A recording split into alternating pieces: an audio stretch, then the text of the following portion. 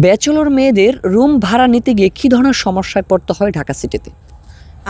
এটা আমি নিজেই ফেস করেছি। এটা এই জন্য আমি বলতে পারবো, কারণ ব্যাচেলর মেয়েদের যেটা হয়, ব্যাচেলর ছেলেদের ক্ষেত্রে যেটা হয় যে ছেলেদেরকে বাড়িওয়ালা ভরসা করতে পারে, যে ছেলে মানুষ তারা যেখানে যাই করুক সেটা তাদের ব্যাপার, মানে তারা নিজেদের খেয়াল রাখতে পারে। কিন্তু বাড়িওয়ালারা এটা মনে করে যে মেয়েরা হয়তো নিজের খেয়াল নিজে রাখতে পারবে না, হয়তো কোনো একটা ঝামেলা লাগবে, কিংবা তারা হয়তো কোনো ঝামেলা করে বসবে।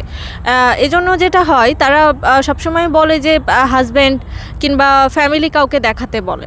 এটা একটা মেইন প্রবলেম। আর ব্যাচেলর হিসেবে বাসা পাওয়াটা ঢাকা শহরে খুবই টাফ। আমি পাই না। আমি নিজেই খুঁজেছি, আমি নিজেই এই সমস্যা অনেক ফেস করেছি, যে খুবই ঝামেলা এটা। যেখানেই যাই জিজ্ঞাসা করে বাড়িওয়ালা, হাজব্যান্ড আছে? তুমি কি ম্যারিড? ভাই, হাজব্যান্ড তো আমার নাই, এখন আমি কি করব বলেন? আমি নিজেই তো বাসা খুঁজতেছি। আপনারা যদি কেউ পারেন, দয়া করে আমাকে একটা বাসা খুঁজতে হেল্প করেন। আমি খুবই ঝামেলায় আছি ব্যাচেলর হয়ে। হয় ব্যাচেলর সমস্যা থেকে সমাধান করেন, একটা বিয়ে দিয়ে দেন, নাহলে একটা বাসা খুঁজে দেন। আমি যেহেতু ব্যাচেলর হিসেবে বাসা পাচ্ছি না, সেহেতু ভাবছি যে বিয়েটা করেই ফেলবো। আর অবশ্যই হাজব্যান্ডকে এরকম হতে হবে যাতে সে আমাকে বাসাটা নিয়ে দিতে পারে, এইটুকু এলিগেবল তো তার হইতেই হবে।